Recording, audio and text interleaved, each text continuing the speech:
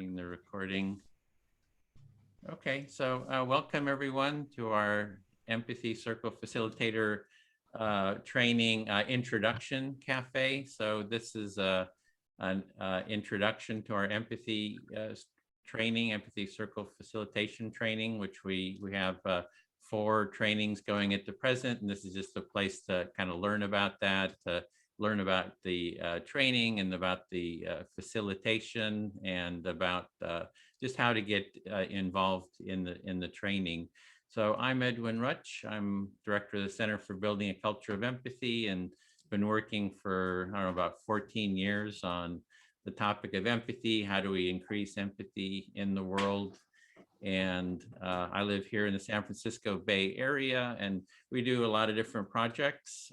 We have the Center, cultureofempathy.com website, which is the largest website for empathy related material on the internet. We do all kinds of different projects to just kind of raise the level of empathy in society. We have something called the Empathy Tent that we take out to public spaces, offer listening and empathy circle practice and mediation out on the street. That was sort of before COVID. And we also have this training that we're offering. And so let me just actually show what our agenda is for today. I have a little screen share. So we'll just have this welcome, which we're doing now, and then have participant introductions. I'll give sort of a little overview of the training. We'll have some time for questions and answers, and then go into how to take part in an empathy circle if you're not familiar with that. And then we'll actually do an empathy circle and then have a short debrief on it. So the next, I guess we can just go around and introduce ourselves. Sita, you were going to just guide us, and let me just put the question in too, so you can go ahead. So I'm just going to go ahead and go around my screen here and pick people to introduce yourselves. And basically what we'd love is if you would give us your name and your location and what made you interested in joining an empathy circle today, and your interest in potentially training. And so Graham, you're next in my square, so I'll start with you. Thank you. I'm happy to be here, and my name is Graham, as you can see, and I come from Windsor, Ontario, which is just by Detroit in Canada. And I'm wanting to learn basically how to communicate at an intimate level.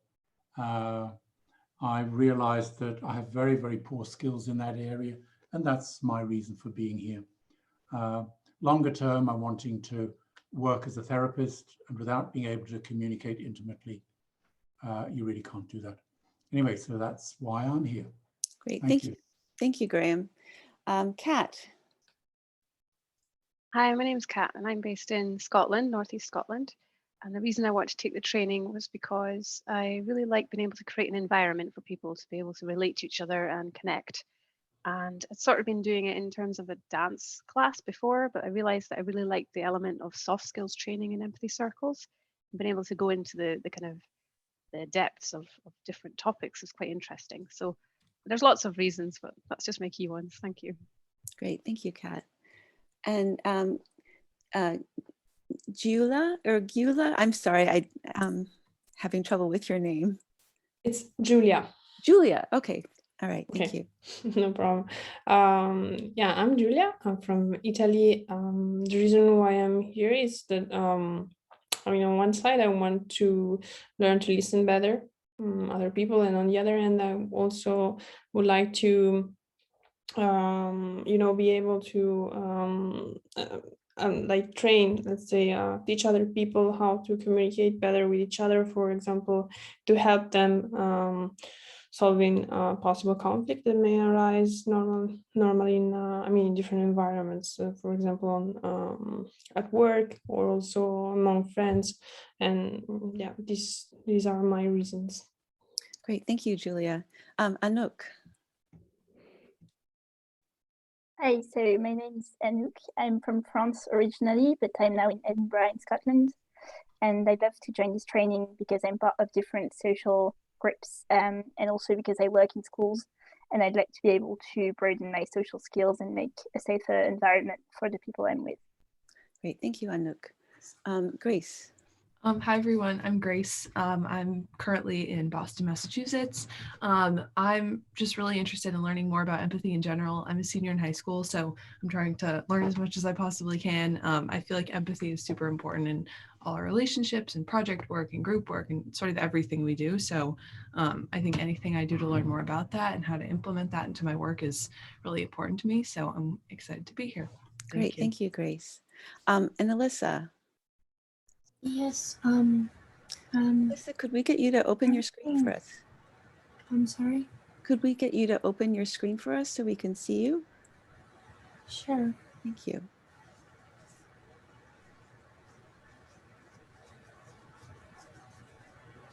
Just turning your video on. That's what she meant. If you just, oh, there you go. Great, thank you. So much like all of the reasons everyone mentioned, I feel like learning how to do some reflective listening and learn a different way how to empathize, I think would be useful in communication in everything we do. And when I saw this, I thought it would be a really good way to also improve my active listening skills.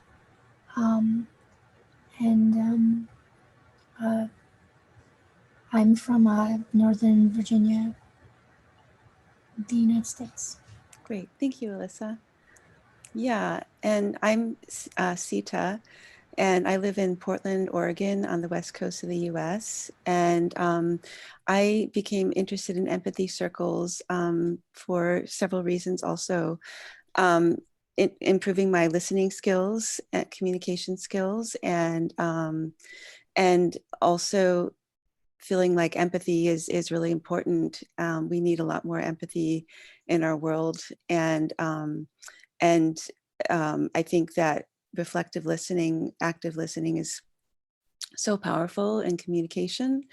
And so interested in learning more about that and finding ways to help other people learn about that. Okay, thank you. Back to Edwin. Okay, thank you, Sita. So yeah, the empathy circle practices I found is the kind of the easiest kind of a first step sort of gateway practice to empathy building. So there's a lot of other, practices that once you have this basic foundation practice, really down and learned and practiced, that there's other kind of next steps you can do. I heard like conflict resolution, personal support. There's just so many different benefits of this practice where you can go deeper. So I want to kind of give an overview of the training. So I put the link into the course website, but I'm going to share that on the screen and just go through it and just show you how to kind of a little bit of an overview of the course here. So this is the Empathy Circle Facilitator Training, the Module 1 website. Soon we're going to have the web, it's going to be empathycourse.com, but right now we haven't set that up yet. So this is one of our cohorts. And if you kind of scroll down, you'll see it's just kind of a welcome, and you can click through to the Empathy Circle site. So there's a lot of information there about the Empathy Circle itself, like all the benefits, recordings of past circles that we've done. And this site is, for Module 1, which consists of 5 sessions, which are 2.5 hours each. And we generally meet once a week, and that's a good site to bookmark. And it's an open source empathy training. So what it is if you're familiar with open source, we're developing this so that anyone can use this training. And we invite you to, take the training, to learn it, to become a trainer, to co-design it, develop it and make it available here, and to promote it. And it's a training that sort of is here that anyone can use. So we're really trying to sort of spread this practice and develop it and make it a kind of a free resource for anyone to use. And there's no cost to take part. You can donate if you would like to. The trainers and everyone kind of working on this is doing it sort of for as we say here, for the mutual benefit of and well-being of humanity. So it's just to kind of spread this empathy and to raise the level of empathy in the world in general. And we have this start page. You can go here and click through, and that takes you to a Facebook page that we have here. And it's an event. You can see all the upcoming intro cafes are listed here. And if we actually play this, you can see this is some of our trainers. We're at UC Berkeley here in the San Francisco Bay Area. And we're with students, doing, teaching them how to do the empathy circle practice. And it's in call it Sprout Plaza, the main plaza. And this is our tent set up there. We have the tent, and we offer listening to people, and go to, especially to demonstrations, like sometimes the political left and right have these big knockdown, drag out fights here in the Bay Area. And we would go there and we offer listening to both sides and then try to do mediation between the sides as well. So, and the empathy circle is really foundational to conflict mediation. So if you get really good at this and can teach it, that you can also become pretty good at conflict mediation. So the prerequisite to take part in the training is to take part in 2 empathy circles. So this counts, taking part in this session today counts as 1 circle, and then we just take 1 more, and you can do that with us, or you can do it with family and friends. We just want you to have some practice in the empathy circle before you take the training. The time commitment, if you click through here, you'll see the time commitment is 2.5 hours a week for the training sessions. We ask that we have an empathy buddy call with someone in the group where you do mutual empathic listening with each other. And that's for like half an hour a week. And then also that you try to hold an empathy circle with family, friends, or whoever, and that can take an hour or 2 a week as well. But that's not required, but we just try to encourage you to do that. If you click through on the training path, you'll see that you can take the cohort once as a participant, then maybe take it a couple times as a participant. And then when you feel ready, you can become a trainee. So you can learn how to actually present the training. And a couple of the people in the circle here, Graham, are trainees and have taken it several times. And then we're trying to, you take it maybe 4 or 5 times, you can become a trainer of it and hold your own trainings and train others in the practice. So that's kind of what we mean by the training path. And then we're going to be working on other modules. This is module 1, and we're going to be setting up other modules too.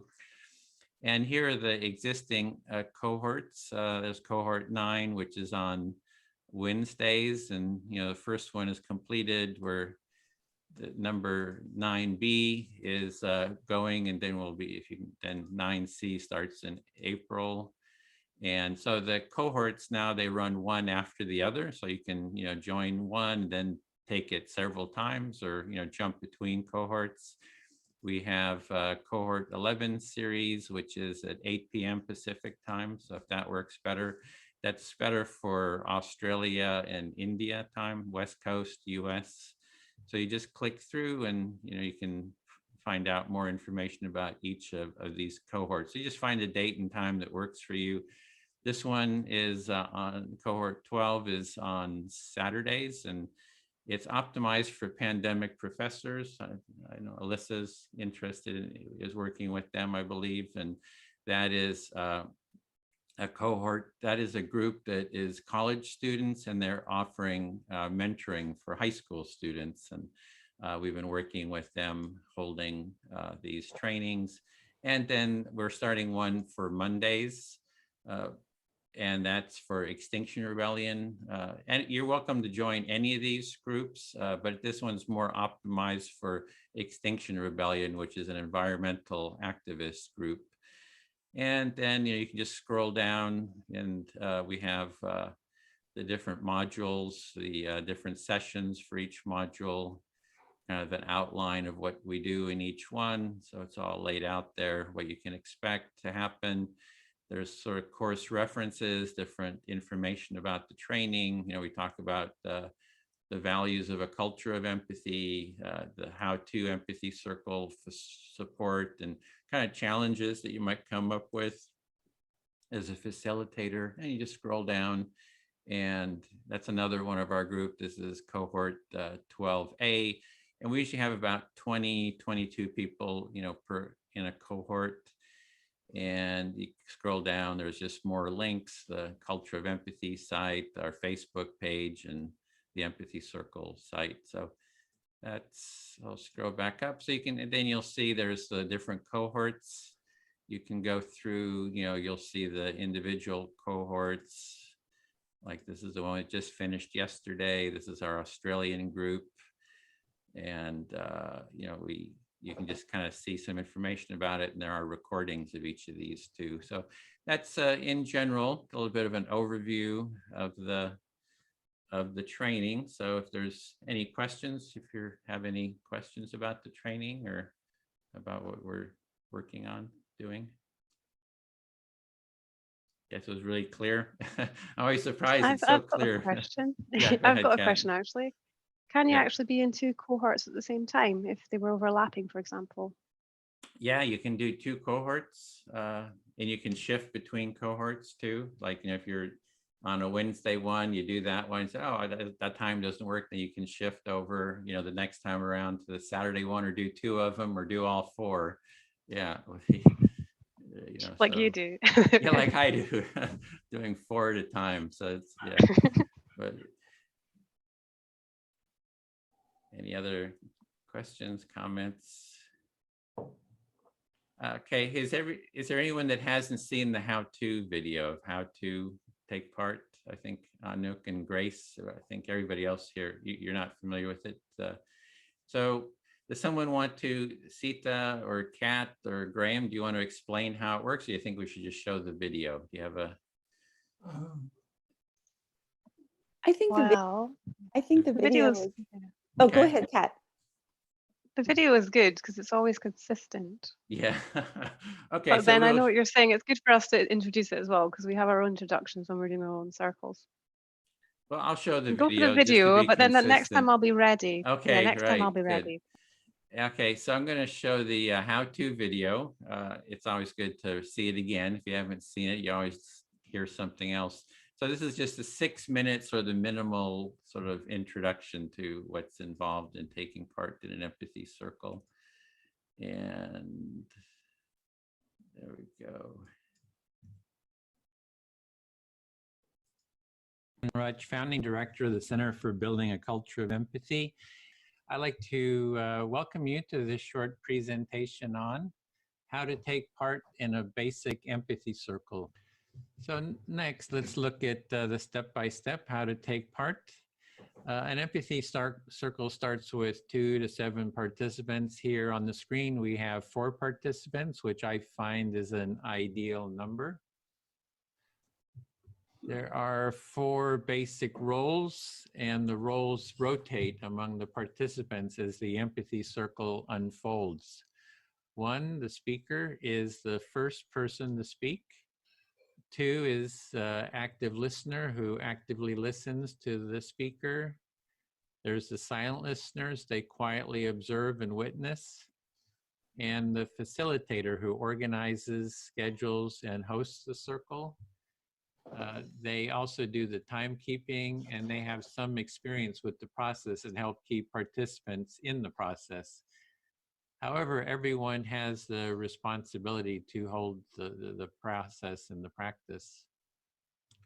So to begin with, the facilitator will start the empathy circle. They welcome the participants. They lead introductions if the participants don't know each other. The facilitator invites participants to give short introductions, for example, their name, where they're from, and something personal about themselves. The facilitator then reviews the empathy circle process to remind everyone how it works. They announce the discussion topic, if there is one. Even if there is a topic, you can always talk about what is alive for you. That is what is on your mind in the moment. And 5, they set the speaker time limits, perhaps 5 minutes, for example. And the facilitator then asks who would like to start to be the first speaker. So at that point, the participant volunteers to be the first speaker. As speaker, you select who will be your active listener, and you can select anyone that you want. You speak about the topic given or whatever is alive for you, and so you'll speak a bit until you have maybe expressed an idea or two, and then you want to pause to give the active listener a chance to recap what they understand that you are saying and feeling. If you say too much, the listener may have difficulty in reflecting it. As the active listener, you are listening to the speaker to get an understanding of what they are saying and what is important to them. You are giving them your full attention as a supportive companion on their inner journey and exploration. When the speaker pauses, you recap your understanding of what they said and how they feel by reflecting the essence of that in your own words. You can summarize, paraphrase, or even say the speaker's words back to them. Even though you may have a strong impulse to respond with your own ideas, judgments, analysis, advice, and sympathy, or even questions, resist the impulse to do so because these common responses block the speaker from moving along their internal journey. You will be able to say whatever you want when it is your turn to be the speaker.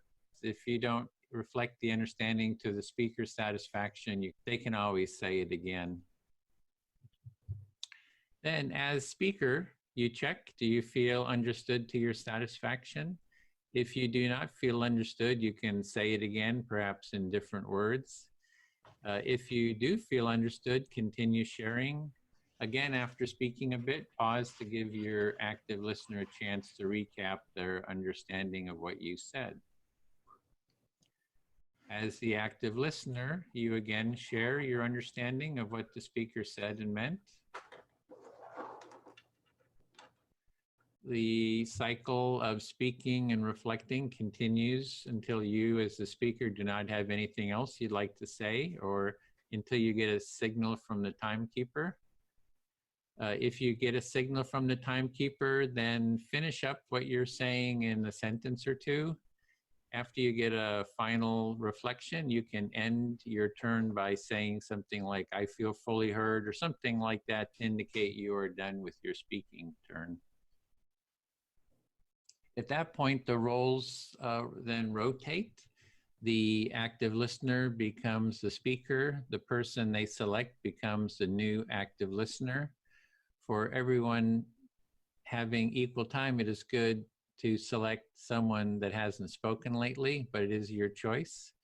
The others in the circle become the silent listeners. This process of taking turns in speaking and active listening continues for whatever time is allotted for the empathy circle. And this was just a very short introduction. The best way to learn the practice is taking part and doing it. There is more in-depth material on taking part in an empathy circle and facilitating one at empathycircle.com.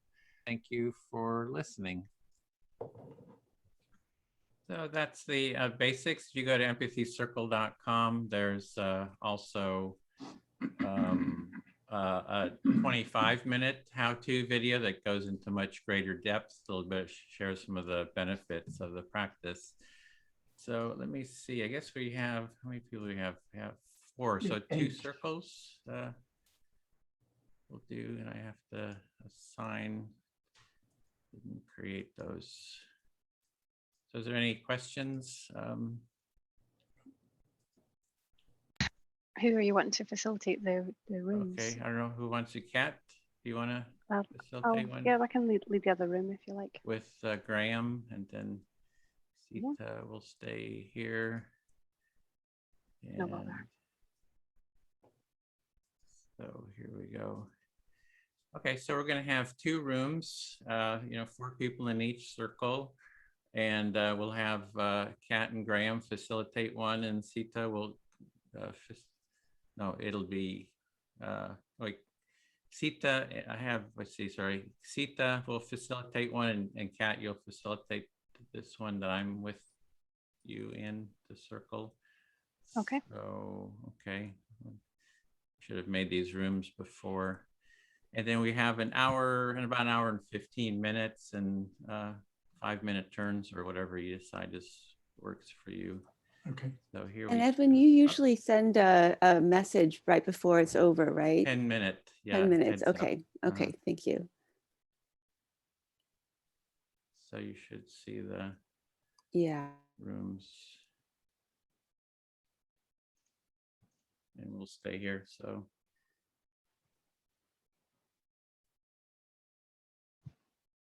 if you click on the link, Alyssa, hopefully you can see that. You should move to the other room.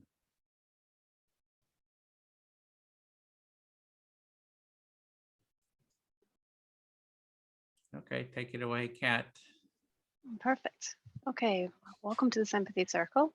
Edwin's covered the how-to, so we'll get started with that shortly. So as we go around, if you have any uncertainty as we're doing it, then we can always deal with that at the time as well. So the topic today is, why are you interested in taking the Empathy Circle Facilitator Training, or whatever's alive for you at the moment as well? You can do that. So we're going to go in 5-minute turns with the speaker and the listener reflecting back while the other 2 are silent. And when the 5 minutes is approaching, you will see that will tell you it's about 10 seconds until the time. So I'll be keeping the time, and I'll be the first listener so that I can model what we're doing. So who would like to be the first speaker?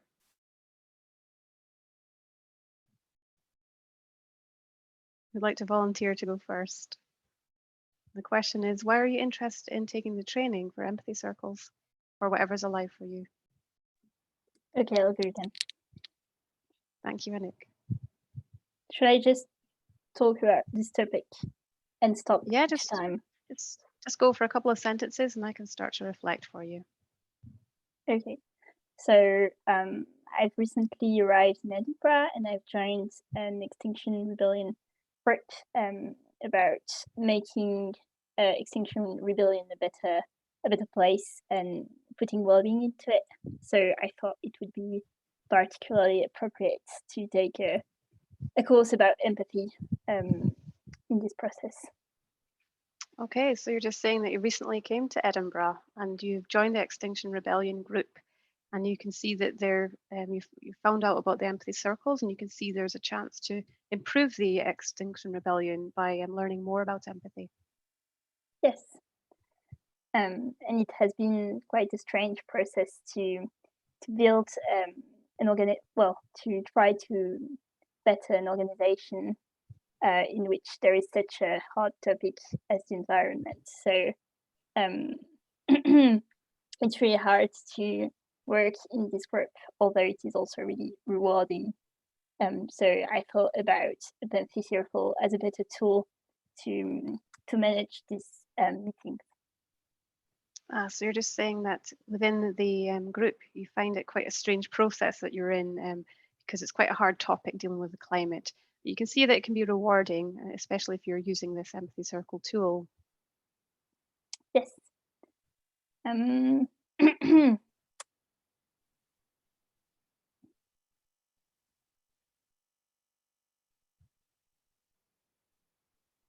don't really have anything more to say on the subject. Okay, you can move on to whatever you feel like speaking, or you can finish your turn. I'll finish my turn then. Okay, so you can just say that you want to finish your turn. If you feel fully heard, you can say that, and then we can move on. You feel fully heard? Fully heard. Yes. You just feel fully heard. Thank you very much, Enoch. Okay, I'll be the next speaker because I've just been the listener. So Grace, would you like to be my listener? Sure, yeah. Okay, so I have many reasons for taking the training, and I suppose before I did it the first time round, my reasons might have been slightly different. So I'll just pause there, Grace, to let you reflect that. You have a lot of reasons for taking this training, and the reason why, I don't know, should I be saying sort of exactly what you said, or should I? Just capture the meaning, just a basic kind of summarizing of it. Okay. And the reasons you're taking it this time are somewhat different from the reasons you were taking the training last time. Perfect, thank you. So initially, I think it was a case of I realized that I wanted other people to listen to me. So I realized I need to learn to do that first. I'll pause there. You realize you need to learn how to listen to other people before other people need to listen to you, I guess. Is that what you were Yeah, thinking? absolutely. So I realized that I'm like, oh, they're not listening. And then I'm like, yeah, I'm not listening either. So so that was part of it. So yeah, you can reflect that as well. Yes, I don't know. Go ahead. Okay. So for me as well, there's a personal benefit in the relationships that you have with people. So, for example, in the family you come from, think about how they communicate. Often they're very different to each other. There's different relationships that you have with different people. And in family environments, the way you communicate with one person is entirely different from the way you communicate with another in your family. Yeah, so you can find that often family members are so different that when they don't communicate, they're just not relating to each other, even though they're in a family. Yeah, even though there's this shared tie of being a family, I guess, they're not always going to have the same ideas. And the way they communicate is entirely different often.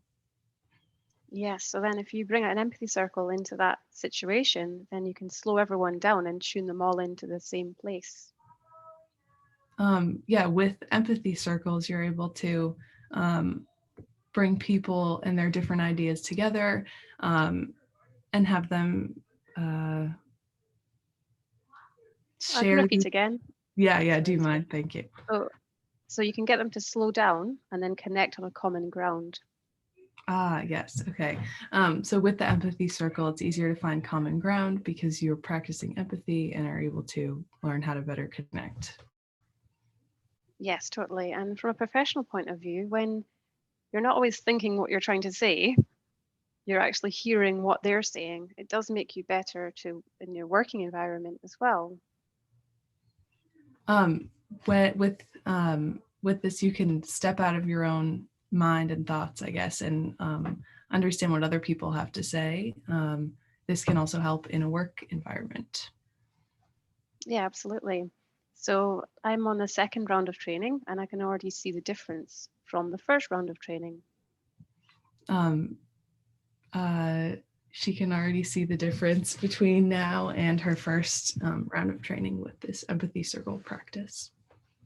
Yeah, absolutely. Because to begin with, I was really like anxious and nervous, and I was really like thinking really hard about so many things, and I found it quite challenging. Yeah, at the beginning it was difficult because Kat was thinking a lot about I don't know, she was very nervous, I guess. But now, actually, no, you didn't say what you're thinking about now in that part. So then now I see myself kind of looking at different parts of it now. So it's like growing. You're now on a new part. And you're like, okay, that's what I'm now thinking about. Kat is talking about having a new perspective now that she's taken another session. Perfect. Thanks, Grace. I feel fully heard. Do you want to select your listener? Oh, Edwin? Listening. So let's see. I'm a senior in high school. I've been really interested in design and creativity and expressing myself ever since I was really young. My grandpa was an artist, and my dad is really passionate about the arts, so they had an important influence on my life. Yeah. Yeah, so I'm hearing you're a senior in high school and you're interested in design and creativity and the arts, and your family were influenced you, your father and grandfather influenced you towards the arts and creativity. Yeah, and over the past few years, as I've taken different classes and met different people, I've sort of realized that my passion for the arts and creativity can be used to, I guess, better understand other people and better understand relationships, and also help to create better environments for people, I guess. So over time, you've just seen that if you can understand people better, more deeply, that you can create, design better environments for them. Yes, yeah. And so I've recently, or not recently, like over the past couple of years, have turned to empathy and tried to incorporate that, excuse me, into my creativity and into my design work, I guess, to try to make that more human-centered and involve the people I'm working with more, both on my team and the people I'm designing for, I guess. So you've really been trying to get better at the empathy because you want to include it in your teams and in all your design work. So you've been kind of working on that for some time now. Yeah, definitely. And what else?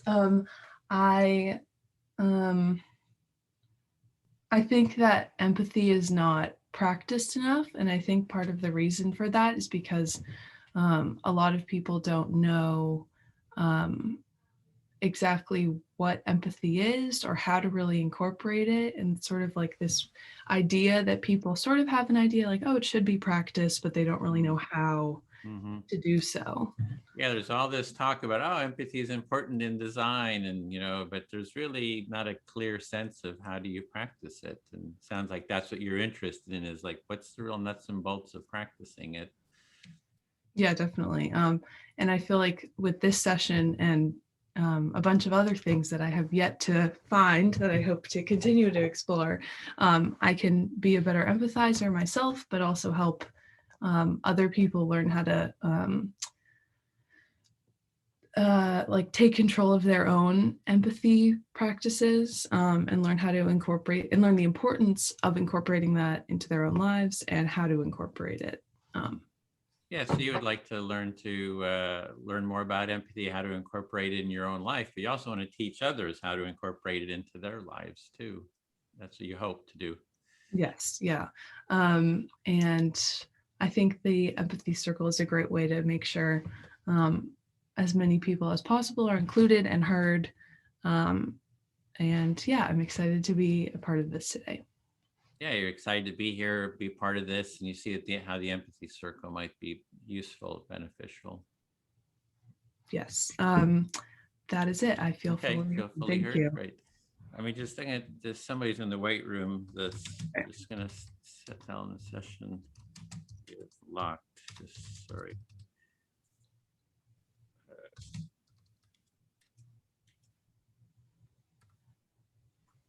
Okay, I just had to send that to them so that they know what was going on. So I'll speak to Enoch if I may.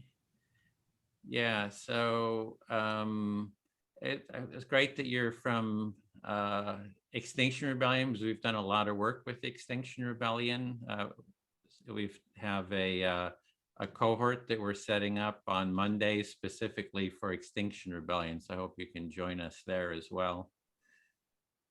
So you're saying that it is great to have members of Extinction Rebellion because of the cohort you're setting on Mondays, that it would be nice to have members there. Yeah, and we've done a lot with Extinction Rebellion. We've had, one of the co-founders Roger Hallam, and a couple other co-founders who've been in empathy circles. And we've also held 2 series going through the principles of XR. So for like 20 weeks, we went through 2 times. We went through the 1 principle each session for each empathy cafe. So we've done a lot with Extinction Rebellion.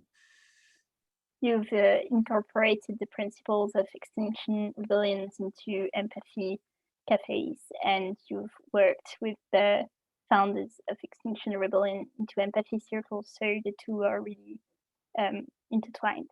Yeah, and also there's a lot of people in XR are doing empathy circles all over in Europe and a lot of different places. So it is kind of spreading. The practice is spreading throughout XR, and I hope we can even accelerate that more too. XR has done a lot of empathy circles around Europe and different places, and you're hoping that this will keep going.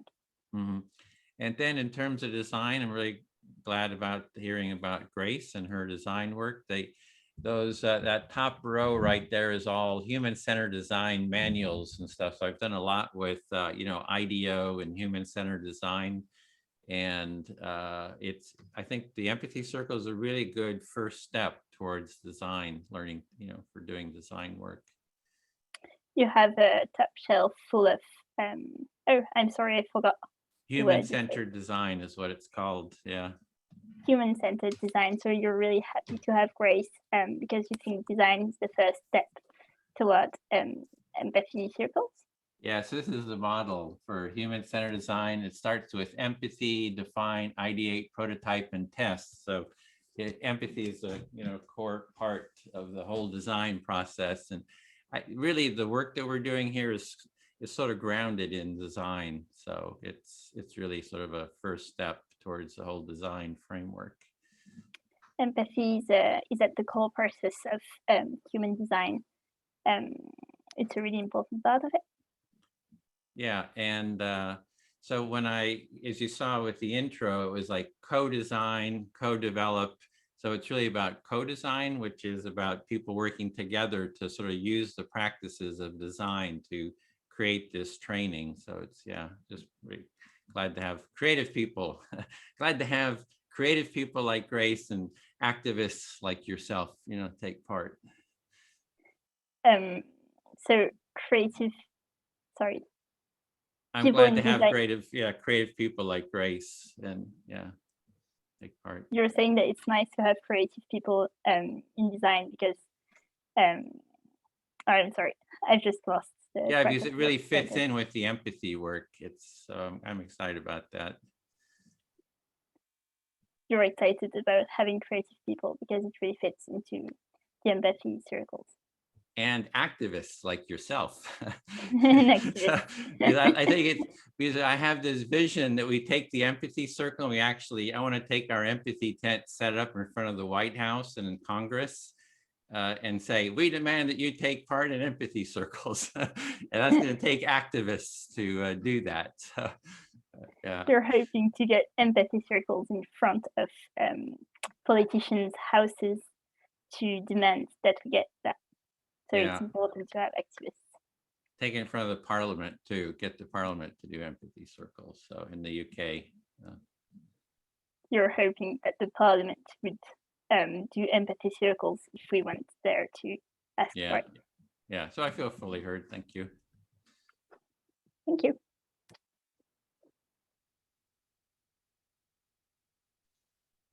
Okay, Enoch, if you want to select another person who's not listened to you yet, it's your turn to be the next speaker. Okay, I'll turn to Grace then.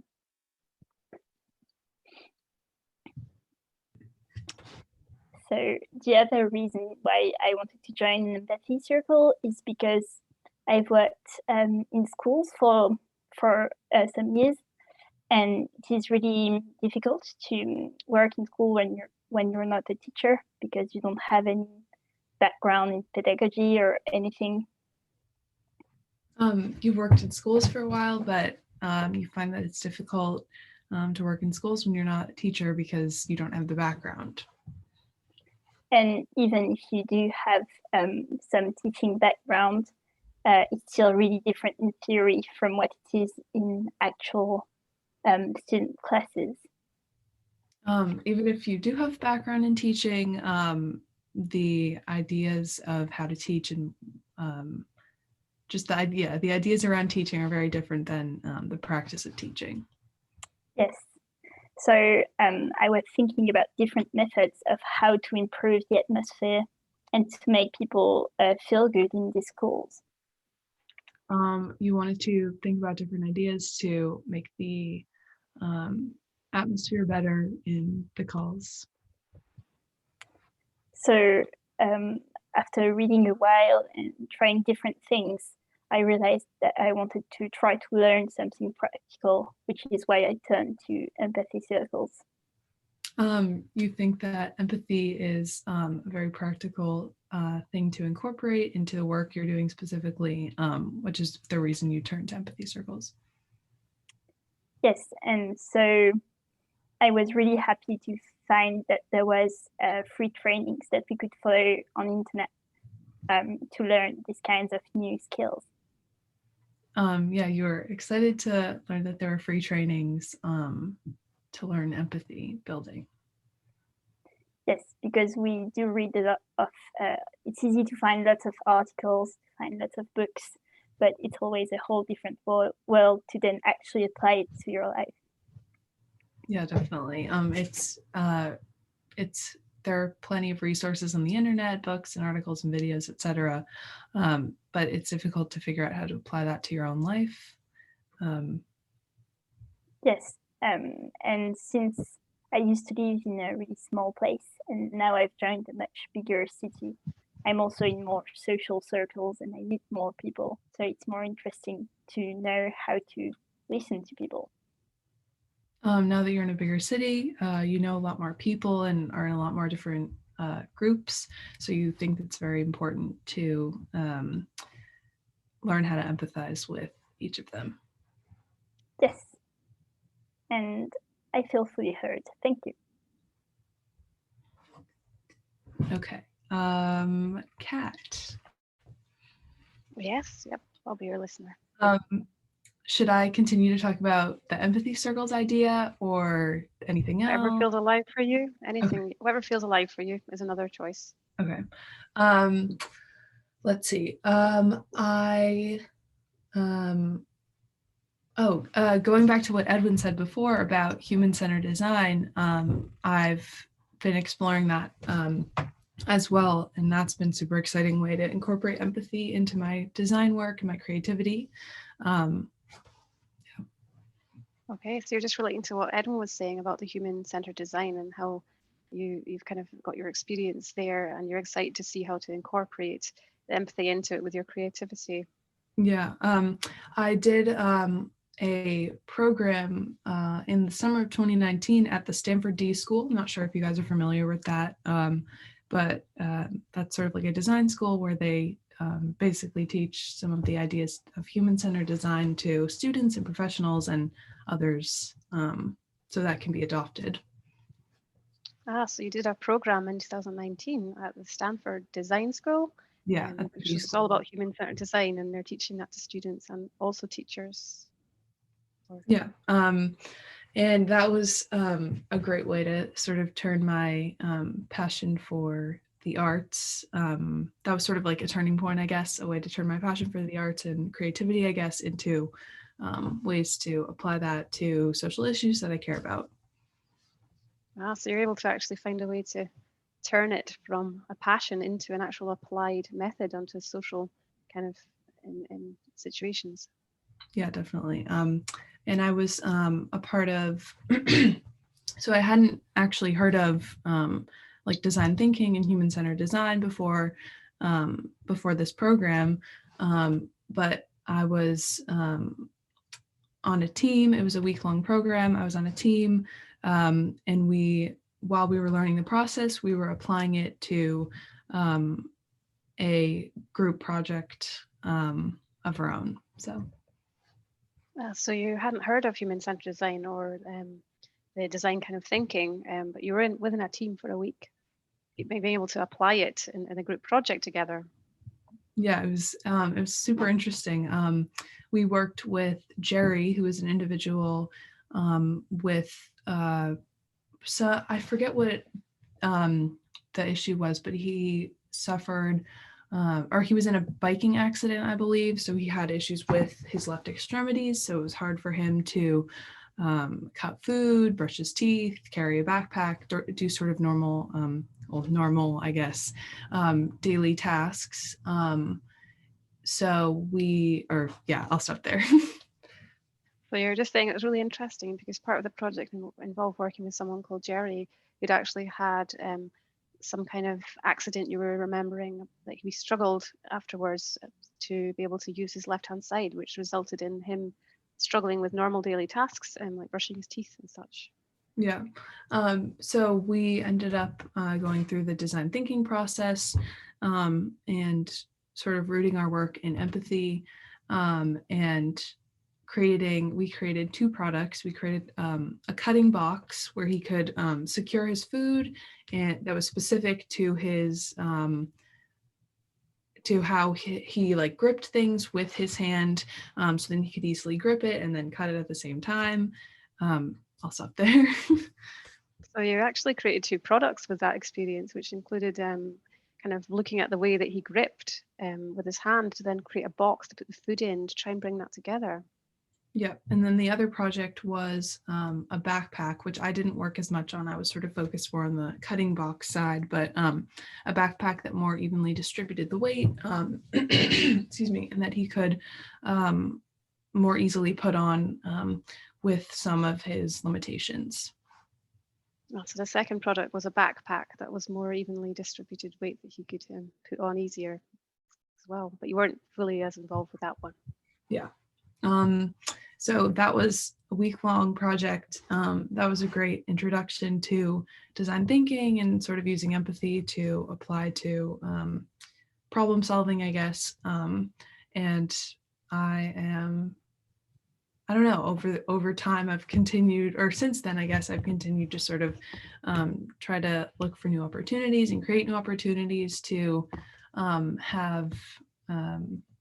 create more opportunities for empathizing with others and teaching empathy and learning about it. So yeah, that's part of the reason why I'm here today. Perfect. So the other part of the reason you're here today is from that week-long experience, it was really taking you in to explore more and keep going basically with the benefits of it and how you can carry on. Yes, yeah, I feel fully heard. Thank you. Thank you, Grace. Edwin, would you be my listener? Listening. So I relate to something Enoch said, actually. That was another reason I was doing this, because I had read so much information. I was like, how do you apply it in a practical way? Yeah, so you're building on something that Enoch said, and you're just, you've done all this reading, and you're just wondering, how do you really apply it? Yeah, absolutely. In a So you can practical go way, along, yeah. yeah, you can go around being like, oh, I know all these things, I know all these things, but everyone's like, you're not proving you know anything, really. You're just telling everyone you know everything. Yeah, it's like you're reading all this. It's like, oh, I know this, I know this, but it's different from actually doing it. You're just telling people you know it, but do you really know it? Yeah. Yeah, it's kind of a bit like respect, I suppose. Like people just go like, oh, I should just be respected, but it's like you could actually earn the respect by doing the things that give you respect. So it's kind of a funny thing that people do. Yeah, it's like I need to be respected, but you kind of have to earn it too. So it's sort of it's a difference between the two. Yeah, I suppose it's like trust as well, all these kind of values where people just assume you should just have it or do it. But actually, it is a case of sort of building it and earning it. Yeah, you've got to sort of build and earn these different values like respect and trust. Yeah, there's something you got to do, something practical. Yeah, because they're all kind of like a skill in themselves, I would say, kind of along with empathy as well. I suppose I would say they're like a skill. And trust and respect and empathy are like skills that you have to sort of build. So maybe something that's embodied that you have to. Yeah, absolutely. Yeah. So you can go around saying that you're all these things, but your words don't really mean anything if you're not actually living through it. So there's a difference between words and really living something. Yeah, absolutely. So for me as well, another part of the empathy circles is that about 10 years ago, I made a decision to really kind of get stuck into personal development and really understanding what it was, and not in a professional way, more in like a hobby way.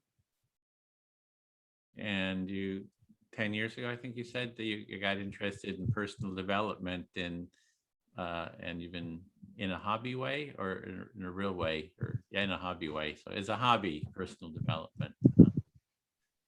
Yeah, absolutely. So I just learned all these random things, not in a structured educational way where people know what terms you're using with your terminology. And I'm like thinking, I know that thing, but I don't know the terms. So it's interesting to hear you speak about human-centered design. It makes me more interested to think, what is that? Like, is there a structure or a model? It kind of starts to make me wonder. So hearing about human-centered design, you have some curiosity about what that is. Yeah, absolutely. So what I've sort of done with the personal development and the empathy circles is started to put the circles on every week, but then also put the topic as a personal development topic every week. So approach you're taking is holding empathy circles, and each topic is about personal development. Yeah, so I don't focus too much on any model or structure. It's more just selecting from a list, and then we explore a topic every week.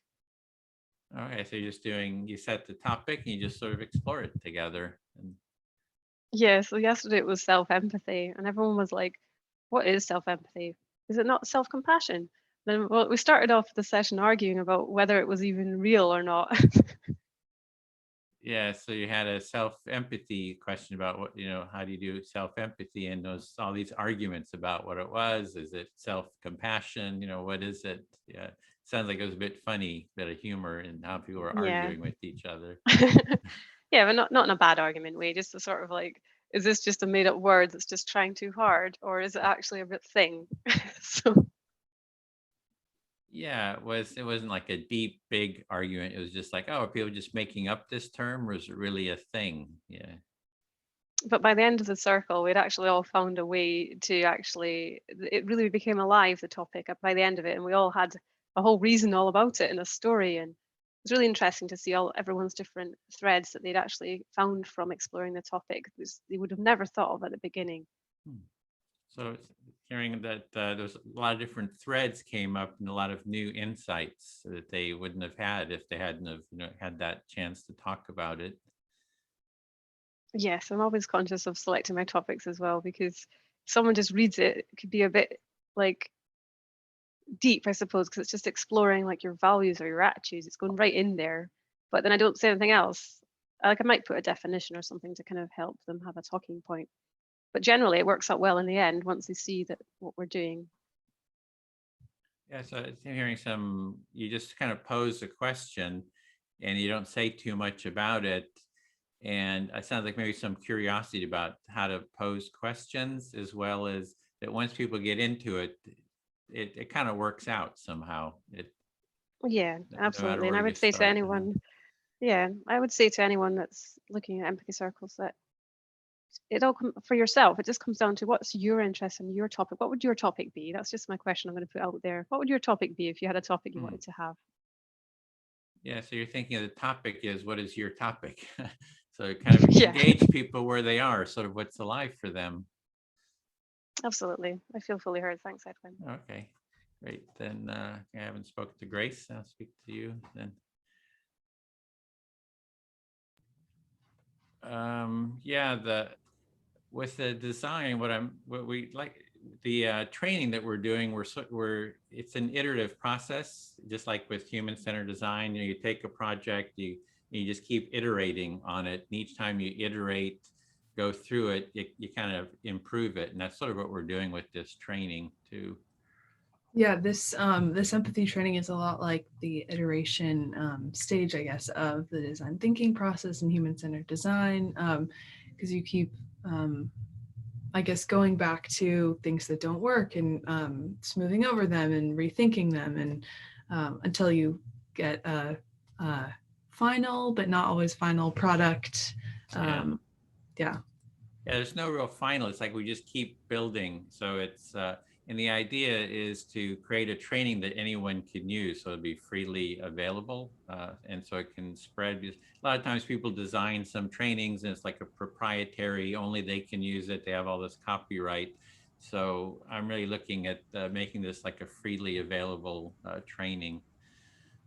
Yeah, there are a lot of trainings on the internet, et cetera, that are not always free or for only a specific group of people. But the idea with this training is to make it as accessible to as many people as possible.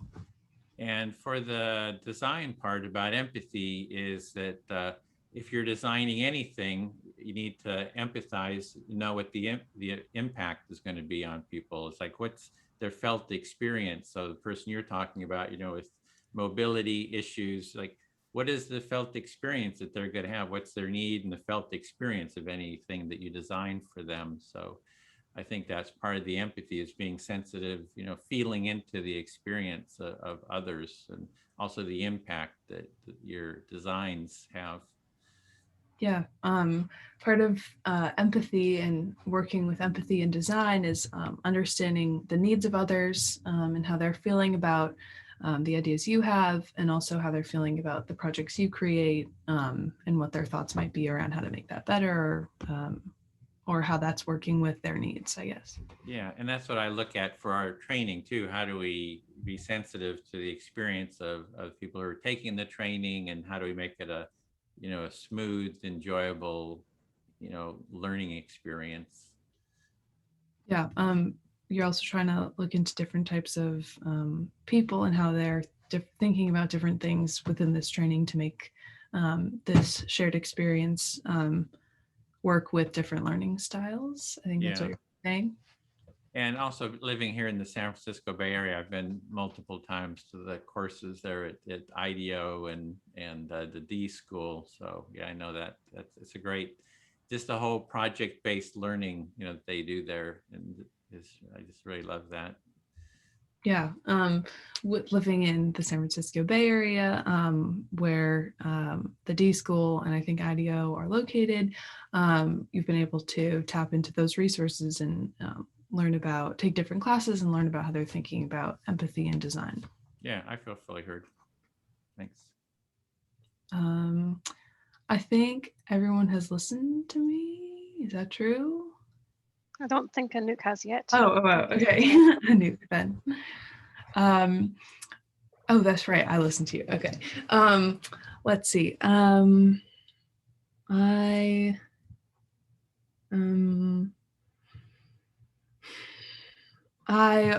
of the things I think is really important is conversation with a really different or diverse group of people. So I've tried to find opportunities to participate in those types of conversations, and also host those types of conversations too, to encourage empathy. You think that having conversations with people from a different background or different than you is a really important thing. So you've tried to host and to participate in those kinds of conversations. Yes. And I think I was at another session for empathy the other day, and I was talking with someone about how we really only empathize with people, well, not really only, but we often empathize with people who are really similar to us. So I've been trying to work to challenge that in myself, I guess. And since I'm really new to it, I still don't really know how to challenge that in others, but I'm still trying to learn about that. Yeah. You've recently realized that it was much easier to empathize with people that are more like yourself. So you're trying to learn how to do it with other people. Yeah. And one of the things I've worked on is Babson College out in Boston, Massachusetts. They have these uncommon table sessions where people from all over the social impact space, I guess, can sort of come together to talk about issues that are important to them.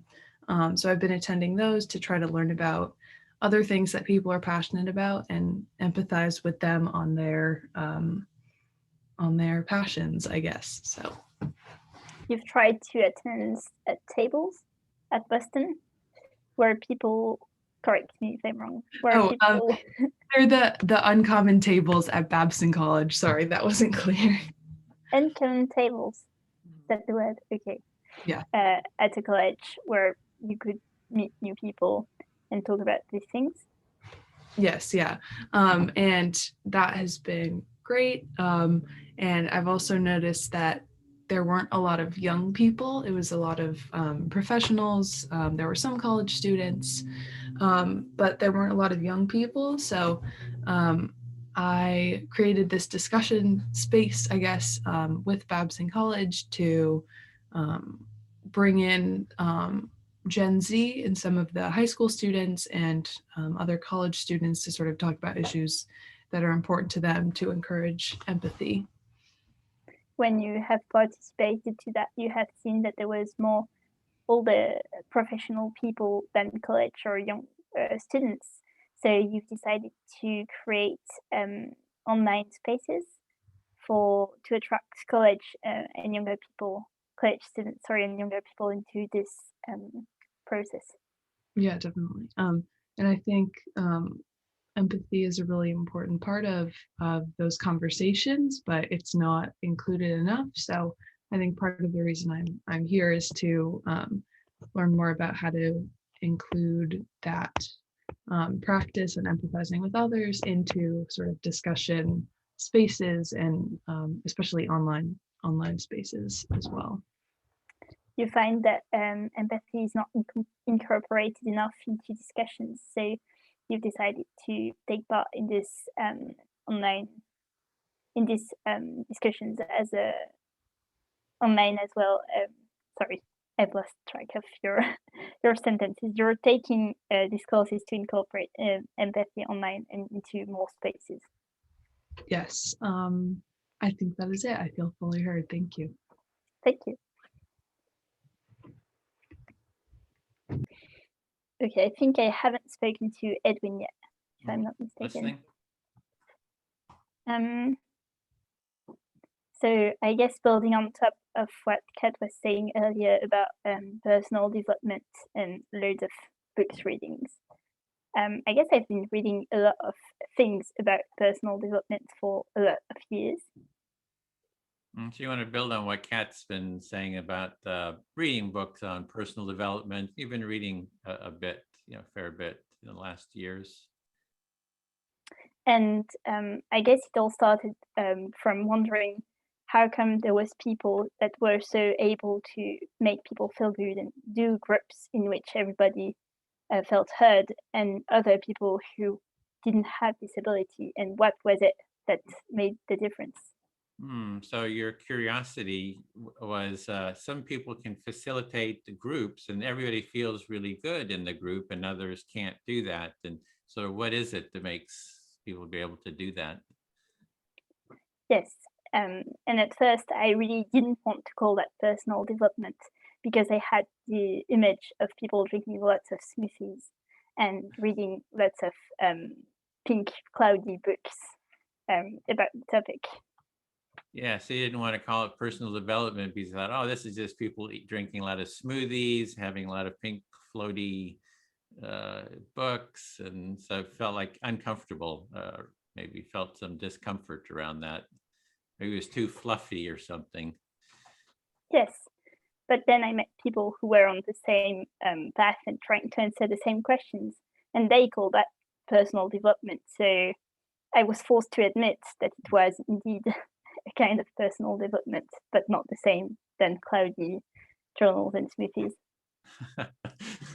So you met some people who were actually on a similar journey as you, and they called it personal development. So became sort of more accepting of it. And yeah, it's not just cloudy, fluffy, stuff. Yeah, definitely. And so I think it was really when it became much easier to connect to this kind of initiatives is when I met people with similar ideas. So I'm really grateful to be able to join these kinds of circles because it gives another opportunity to meet this kind of people and discover new ideas and broaden this perspective. So you're really grateful for kind of these opportunities to like take part in these circles. You can expand your and develop with these ideas, and it sounds like maybe have others to do it together with too. Yes. And it's really interesting to hear about human design, because I had never heard that term before. And now I'm really curious to look into it, and I appreciate discovering new ideas. Yeah, so you're glad to hear about human-centered design because you enjoy new ideas and discovering new things. Yes, and I think I feel fully heard. Thank you. Great, thanks. Speak to Kat. Yes, absolutely. Yeah, I was just thinking about Grace and sort of wanting to reach out to a wider variety of people, and I really sort of appreciate that mindset, to kind of open, to expose yourself to more people, variety of people. So you're just relating to Grace, is what she's been saying, and that you appreciate the willingness to expose yourself to a wider audience, and the bravery. I almost heard a bit in there too. Yeah, it's when I was in high school, I went through high school in 3 years. Here it's usually 4 years. And so I just did it really fast. This is too boring. I want to learn by doing. So I took off traveling and spent like 10 years sort of traveling around the world. So I thought if I just put myself, meet a wide variety of people, a lot of different people, I'll kind of learn through that experience. And so, yeah, I really resonate with that, not making your world really small, but expanding to incorporate as many types of people as possible. But, yeah. So you're just going back to your high school days when you did it in 3 years and others do it longer. You decided to actually learn by doing, and you took about 10 years traveling around the world to meet a wide variety of people. And we also find that's important to be able to have a lot of people that are different types around you. And so it was resonating a lot with you. So the empathy circle fits within a vision of a culture of empathy. So a culture based on, that has higher degree of empathy. And I think part of that is about expanding. One of the principles is to expand the people that you sort of relate with. I think that's like a core principle of a culture of empathy, that you don't narrow your, field, but really expand it and be inclusive of everyone.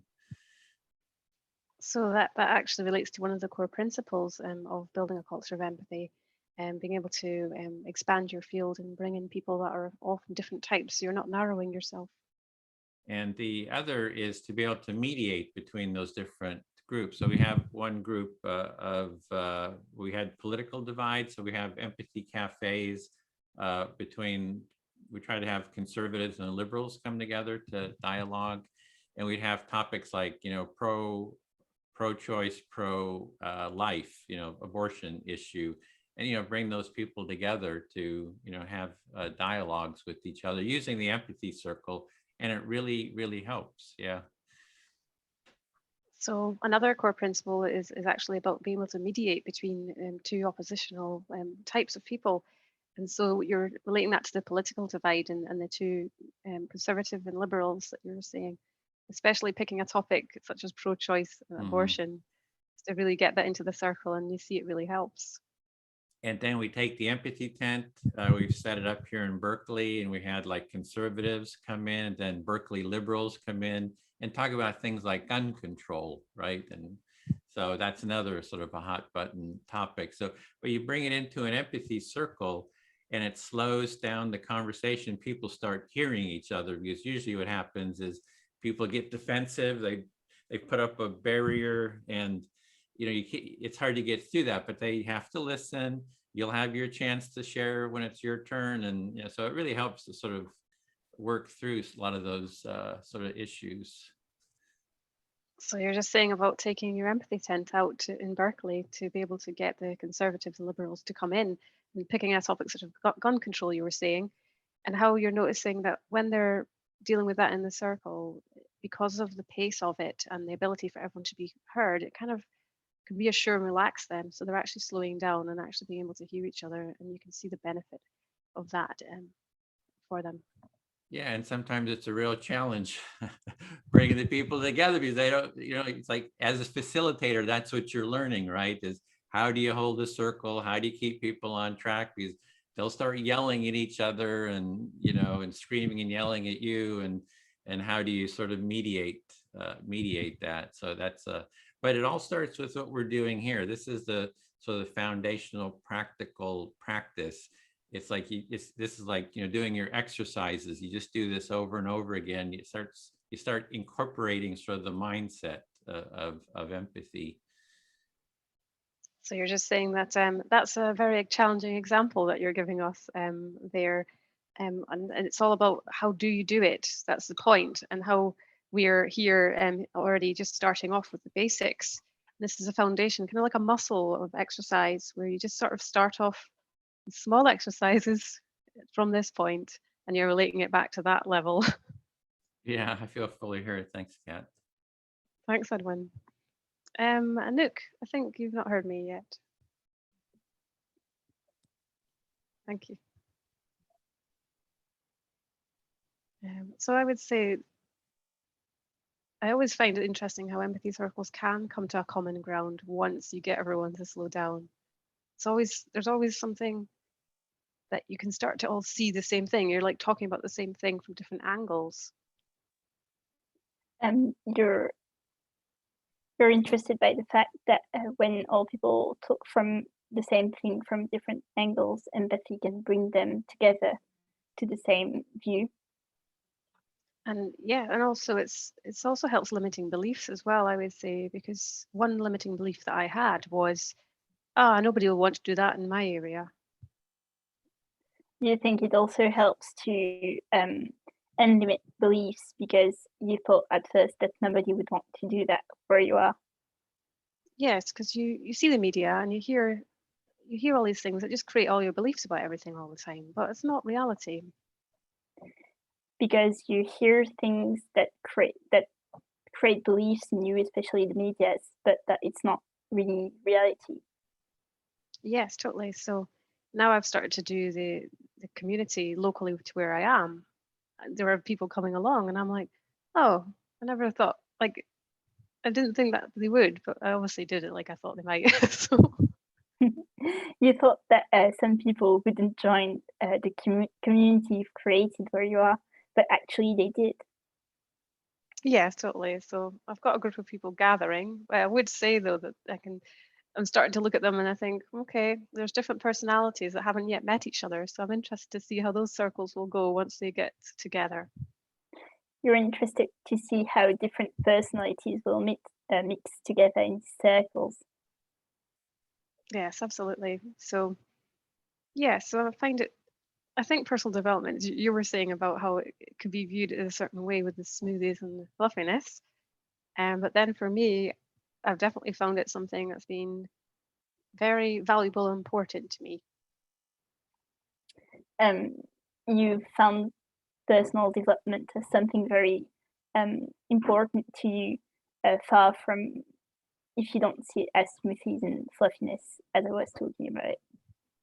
Yeah, so like I left home when I was 17, which is more than 17 years ago. And then I didn't really have like support from parents. So then as a result, personal development becomes your go-to resource. When you left home quite a while ago at 17, you have not had quite a support from your parents. So personal development became a resource for you. Yeah, because I didn't really have a lot of information to help me out with what I want to know. So I've just gone and been like, well, I'll just find it myself then.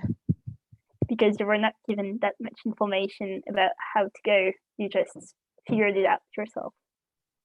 Yeah, the more I know, the more I become myself, and then the more distanced I am from them. So I'm hoping in the end I can get the empathy circles to bring it all back again. The more you distance from them, you get to know about yourself and your hope, and the more you go along in the process, and you hope to bring that back at one point. Yes, absolutely. And already I can see the improvement with one of my sisters, who there was a bit of a block between us, even though we speak. There was this block there, but using the reflective listening with her and really slowing down, she's actually finally been able to tell me what the issue was without feeling, as Edwin was saying, about people being defensive and tense. She's able to feel relaxed with me to finally tell me. Thanks to active listening, you've been able to talk with your sister and figure out what was blocking your relation, and do it in order for her to speak about it and say it to you. Yeah, so that's finally lifted something that's been there for like, I don't know, like 20 years or something. Not longer. So this has alleviated 20 years of tensions between you. Yeah, totally. So I'm sort of starting off with her first. And I thought, oh, if I'll pick her off first in a nice way, and I can work through all my siblings one at a time. So you've started with her at first, and then you thought that you could work with each of your siblings one at a time. Yeah, absolutely. Thank you, Enoch. I feel fully Thank you. heard. So you can pick anyone you like, because we've been around everyone. So Okay. I guess I start again with Grace, since you're at the bottom of my screen.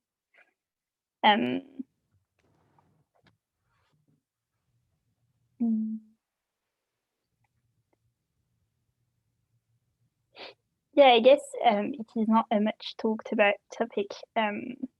Well, at least where I come from, how to speak to each other or how to communicate with each other. Yeah, communication is not talked about a lot where you're from, about how to communicate with each other. And although we do a lot of math in school and learn how to speak well and write well and do sports, or I don't know what. And the what? Sorry, I didn't hear the last part. Oh, it's just an I don't know what. I don't know if that's an expression in English. Oh, you learn a lot about different like math and science and all these different topics in school. Is that what you were saying? Yes. Okay. But we sadly don't learn to communicate or to express different things that are really useful once you get to know them. Yeah, and you learn all these things like math and science and whatever, but you don't learn how to communicate or the importance of communicating, it sounds like. Yes. So I find it really a shame that we have to learn it later, because it's much harder, I guess. Yeah, communication is a lot more difficult to learn later in life, and that's disappointing to you that we don't learn it early. But I've had the chance to meet a few teachers who were trying to implement these kinds of practice into the classrooms. Yeah, you've met some teachers who are trying to bring in this communication aspect into the classrooms, even though you thought that there was a lack of this teaching of communication. And it was really inspiring for me to see that it could actually be implemented into the school system that we have, although it is really difficult. Yeah, even though it's difficult, there is a way to implement this teaching of communication into the school system. Yes, and I'm also really interested by what Edwin was saying about bringing together people from different political parties, and I'm really impressed if empathy circles can make them communicate together. Yeah, you're really interested and impressed by the empathy circles as a tool to bring together people with different ideas, and excited about the possibility of it allowing those different individuals to better communicate. Yes, and I think that I feel fully heard. Thank you, Grace. Okay, let's do Edwin. Listening. Let's see. Listening to Kat talk about her relationship with her siblings, I think I can definitely relate to that. My parents have been going through divorce for the past 3 years and it's finally over. But that's been sort of difficult on me and my two siblings as we've had to grow up and learn these communication skills, I guess, with ourselves and with our parents. And that's been sort of difficult to learn while in the middle of this messy divorce environment. Yes, you can really relate to Kat about empathy. I mean, with communication in families, because your parents have been going through a divorce 3 years, and you've been having to learn about communication on your own. Yeah, and I think over the course of the 3 years, the relationships have had different highs and lows. And I think what excites me most about this empathy circle is to be able to bring in some of these practices to talk about, I guess, some of those thoughts and feelings and ideas of the past, but also to use it as a tool to like be in the present and move forward with our relationships and try to better our relationships, I guess, using this tool. Yeah, you're seeing that this could be a tool to, talk about the past, what happened with the past in your relationship, but also to start talking about how to go forward in a constructive way. Yeah, definitely. I think I will definitely try to, or I will not try to, I will succeed at practicing this with my family, because I think this would be a very valuable tool, because I've been trying to stress the practice of empathy with them ever since I started to become really passionate about the idea and practice. But I've never really known how to implement that, especially with adults who are more, I don't know. I mean, I guess experienced, but also it's not like they always have the best ideas. Like sometimes my siblings have better ideas on how to communicate. But I think with adults who have had more experiences with communication and stuff, that can be sort of difficult to suggest new ways to communicate, and also to practice new ways of communicating myself when I've had these ideas about how communication should work and how it has been and what the typical way of communicating is. I'll stop there. Yeah, so it sounds like you'd sort of been thinking about this, bringing better communication into your family. You haven't had sort of the tools.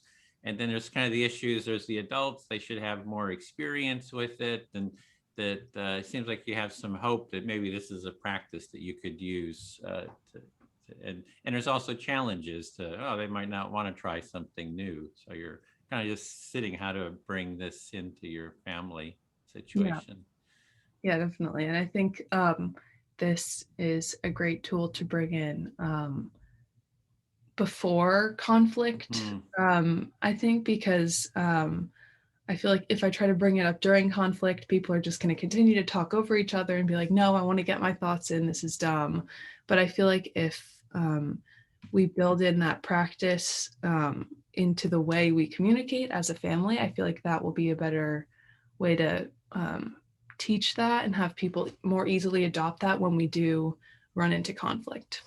Yes, you can see how it's good to bring in this practice like before the conflict happens. You sort of set the stage, and then you've got the tools to go with the conflict.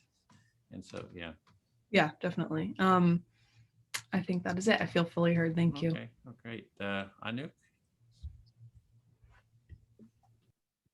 Yeah, I love this topic about empathy in the family, because that was an issue for me too. So in my family, I grew up in the 60s, 70s. So there was this generation gap at that point and it was sort of a gap, between me and my family, parents. And I have found that the empathy circle, I think one of the reasons I was interested in empathy was sort of to bridge that gap. So you grew up in the 60s, 70s, and so there was a gap between a generational gap between you and your parents. So you tried to bring in, you were hoping that empathy circles can help to reduce that gap. Yeah, and I think that was one of the interests in empathy. And what I found was it's difficult to bring something new into family dynamics. Hey, would you do this? Like, no, we're not going to do that. This is too strange, too weird, And what happened is conflict happened like about 6 years ago or so in my family, where my mother and sister-in-law were going at it. It was like Christmas, you know, my sister-in-law was blaming my mother for something. My mother says, don't talk to me that way. And they were really starting to go at it.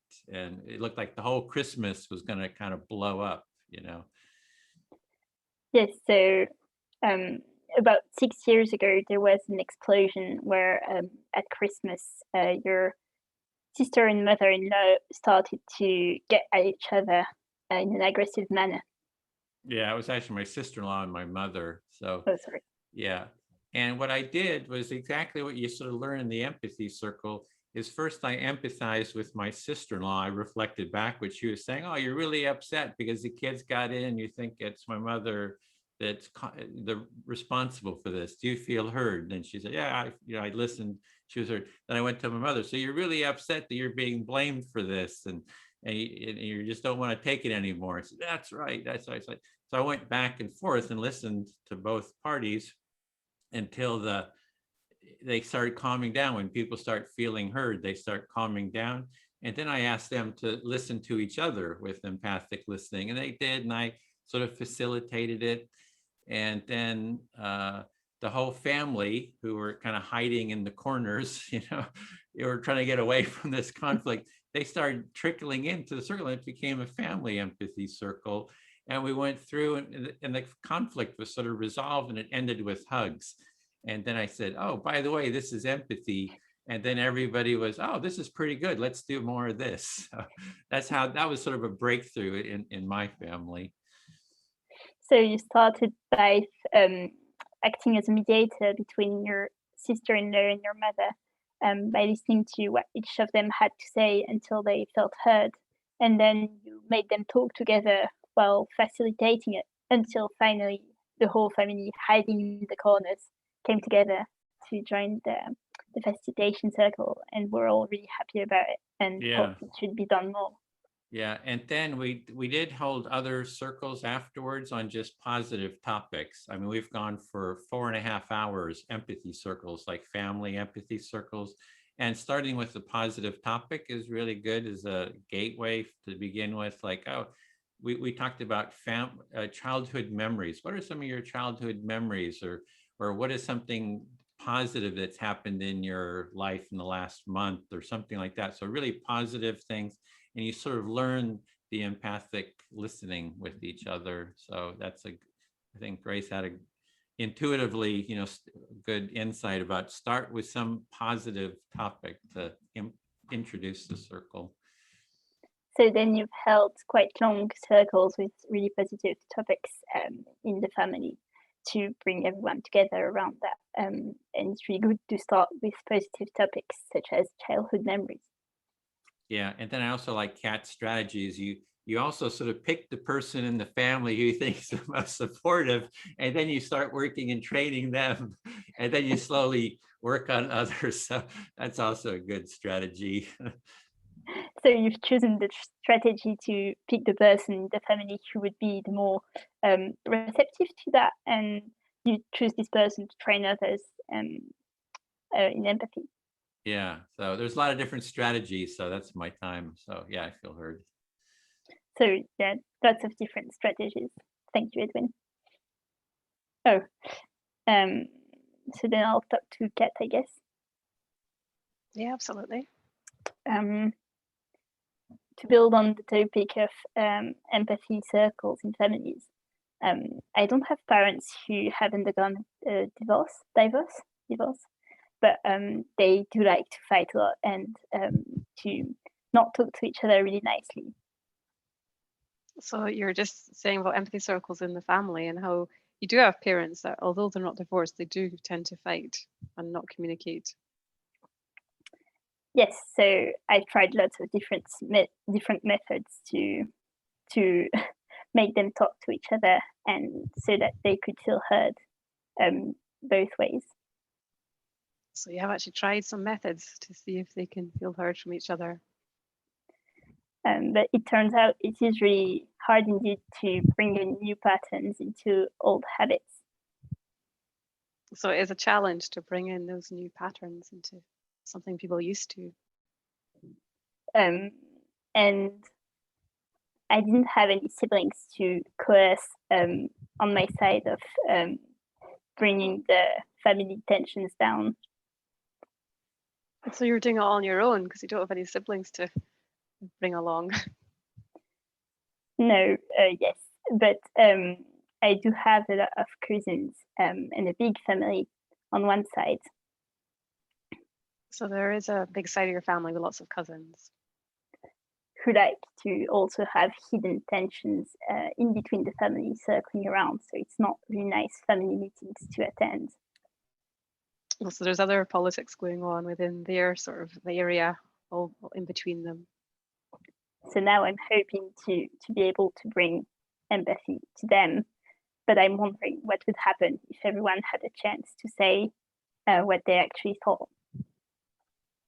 So you're thinking about taking empathy circles towards your cousins, but you're curious to think what would happen if they did all actually feel heard.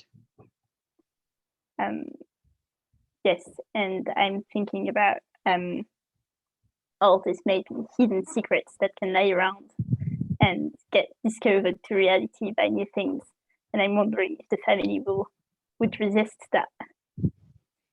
So you're wondering if there'd be some resistance because there's all these hidden secrets that would be coming out. Yes. I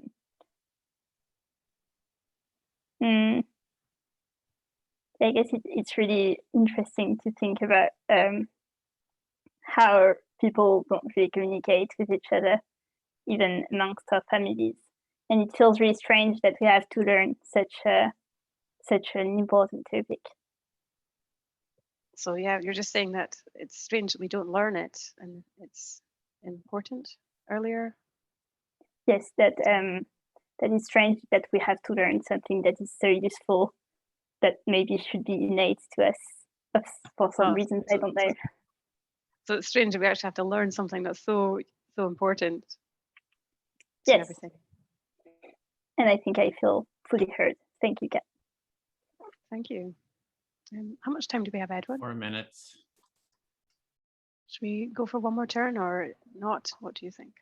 It's up to you. You can either debrief or kind of the initial debrief. Or... I'll do 1 minute. Okay. I do 1 minute to you. Okay, listening. Yeah, one finale minute. I'm just going to add that I decided that I'm going to have an Empathy Circle birthday party, so I'll make my family take part. And I'm going to choose topics about celebrating and gratitude and those kind of things so that they'll all be kind of able to express themselves with what they love and what they do, so they'll feel like they're part of it, but they're also celebrating together. Yeah, so you really want to share this idea that you have strategy for your birthday, that you're going to have an Empathy Circle birthday party, and then everyone will take part. There'll be like positive topics of what are they grateful for and sort of positive topics. Yeah, absolutely. Things basically that they like speaking about. So they feel like, oh, I really like being here because I'm really getting to speak about what I like to speak about. Yeah, so it's like topics that they're going to enjoy talking about, and they'll be glad to be there and have a chance to be heard. Yeah, absolutely. I feel fully heard. That was everything I wanted to add on. Oh, great. Yeah, I know. That's good. It sounds like a great topic. It's almost a strategy of its own to, how do we bring this into the family? We could almost do a whole, module just on that and share all these different strategies. So, yeah. Yeah. Okay, we've got a few more minutes left. So normally we can just go around each person for about a minute or so, just to say how you feel, how you found the circle, anything you want to say basically before everyone comes back.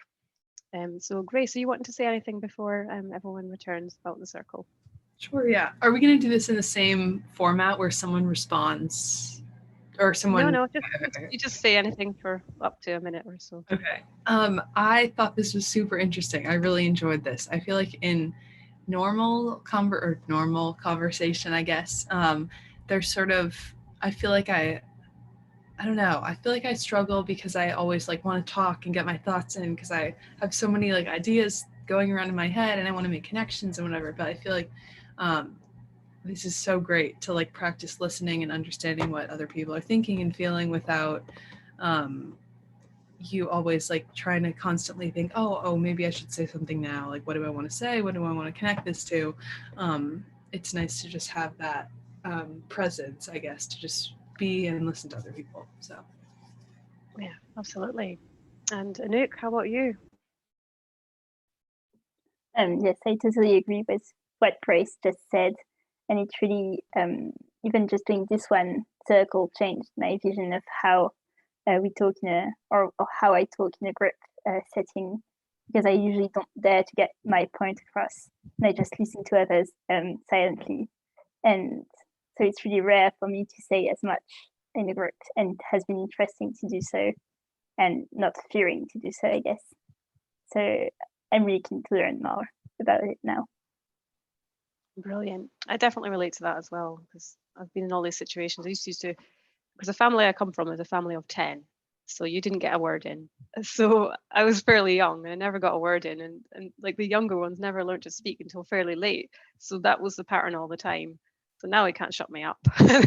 So I've appreciated these circles purely for that reason, that you actually get to hear what everyone actually thinks. And it just brings everyone to a nice equal ground. And it just feels a lot better, really actually being present with people. So I really appreciate you being here today. And it's really nice to see how it's not a long time that we've spent, but already we're kind of like done so much together, and the topics and the range, and it's just so much in there already. So it's really good. Thank you very much. Yeah, thank you. Oh yeah, we do the hands. But we're going to do it in the full group. So yeah, we're going to do the full hands. So we've practiced already, so we'll be ready. yes, hands. Yeah, Everybody will be popping in about 30 seconds. Yeah. I wonder how their circles got on, you see, because you Yeah. wonder, oh, what topics have they been in, you know, because it can go anywhere. Because although we have that topic we start with, you can go anywhere with it. So You want it's to do quite the nice to see debrief? what you feel like. When Yeah, I'll people do the come debrief. back, will you feeling to just debrief? Yep. Yeah. Yeah, you never know where it's going to go. Yeah, so anything, whatever's alive for people can come up. But I love the topics, you know, just about, you know, bringing it into the family, and I just see, you know, and with conflicts, I really enjoyed this circle.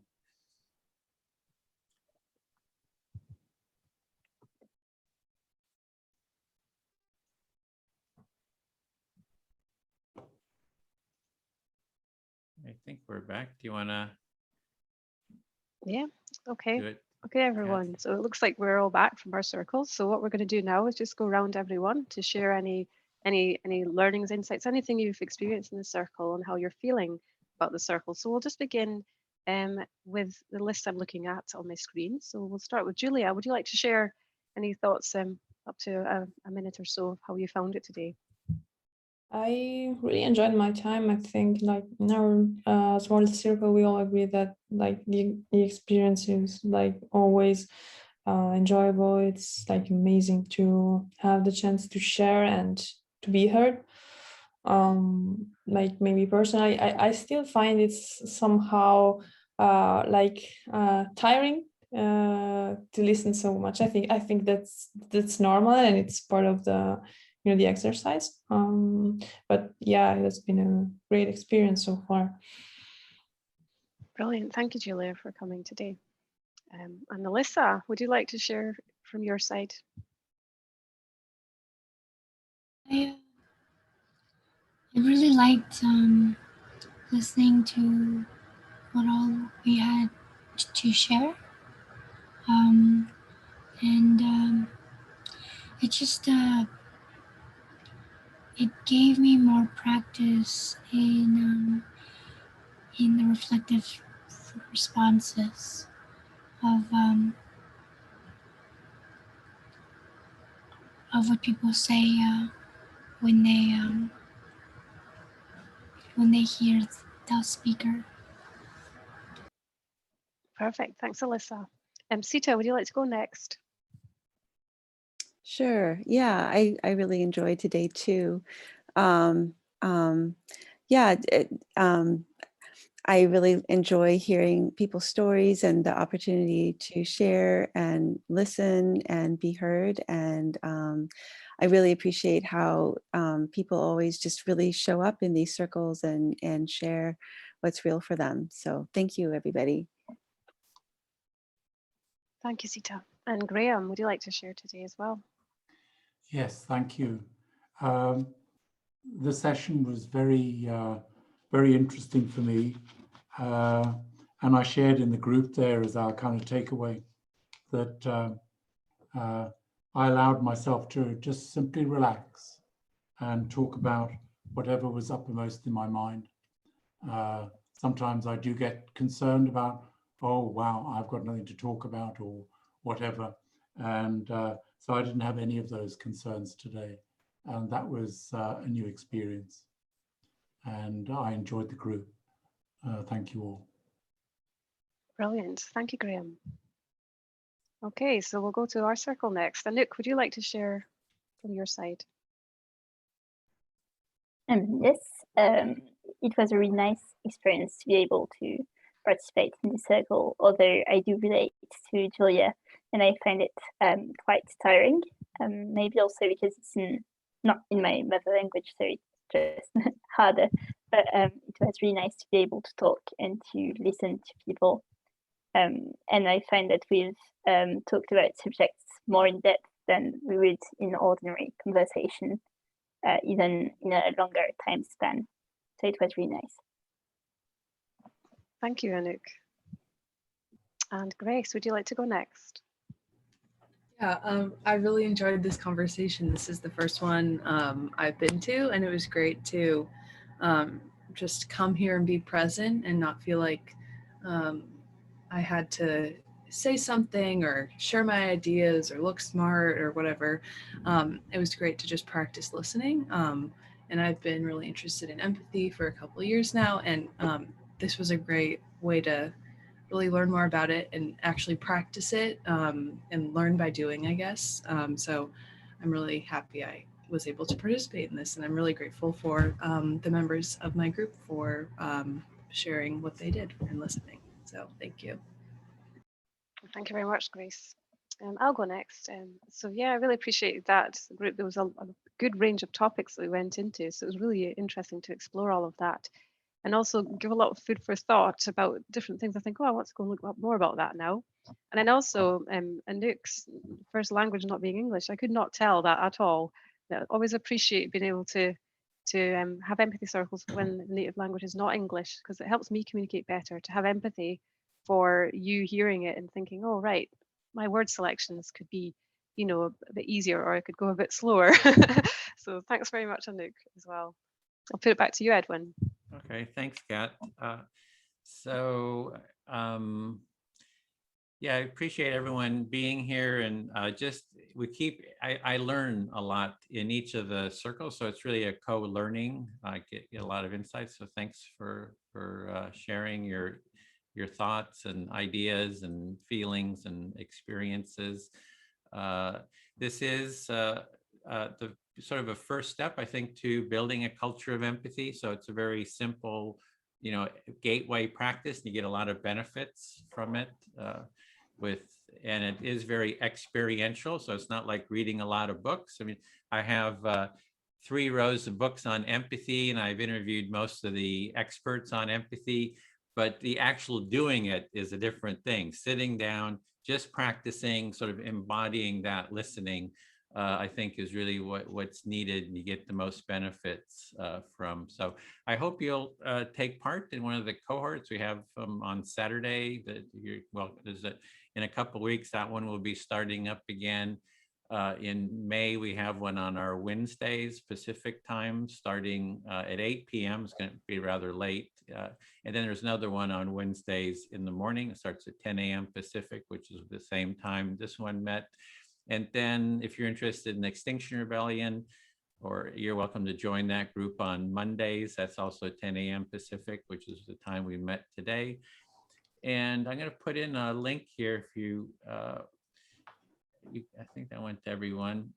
This is the orientation, just a feedback form. So if you click on that, you can put you click on that now, just type in your email. That'll, you can get connected with us, get on our email list and just share kind of what your interest is. And we can, keep discussing about next steps. If you have any questions, And it also helps us develop this orientation cafe, just to answer any of your questions.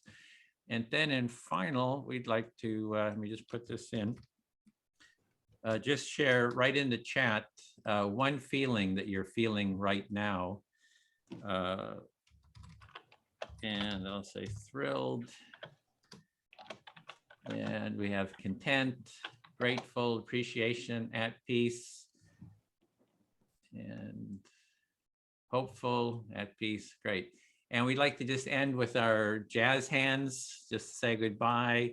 And if the facilitators could stay just to sort of do a little bit of debrief, I'd appreciate that. So hope to see you soon. Next Friday, we're here again. And then we have the intro cafe. There's an intro cafe on Monday. Forgot to mention that at Extinction Rebellion, similar to what we're doing here. So, okay, goodbye for now. Bye, guys. Have a great weekend. Mm-hmm. Bye, Julie. Thank you. Grace, Bye. Bye-bye. Melissa. Thank you. Okay, let me stop the recording.